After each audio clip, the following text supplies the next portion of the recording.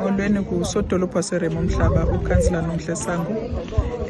Sinephulo singumasipala seRemo Mhlaba woba sizise ii-contractors ezisayithini zazo ezifanele bazisebenza kuzo.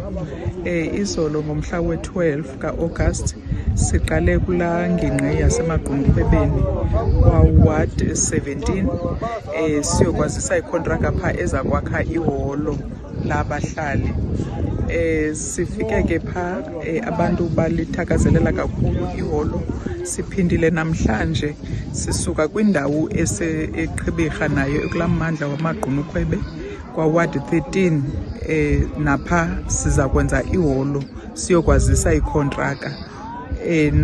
Ngoku ngalo mzuzu sithethayo sikwindawo yamabhele, ikomkhulu lamabhele eKwakwa, nalapha kuza kwenziwa iholo sizokwazisa lo nocontractor namhlanje. Abantu ke bayethakazelela, kugcwele apha ngabantu abaze bezowujonga okanye bezowubona okanye bezowunika inkxaso apha kumasipala waseRemo Mhlaba kuba beza kwakhelwa iholo. Babonakalisa uvuyo ke kakhulu, babonakalisa into yoba kuba la maholo ngoku sithetha ngawo phaya eGqeberha yindawo ekwindawo yenkosi uNkosi uKama, nalapha kule ndawo yindawo kaNkosi uMabandla.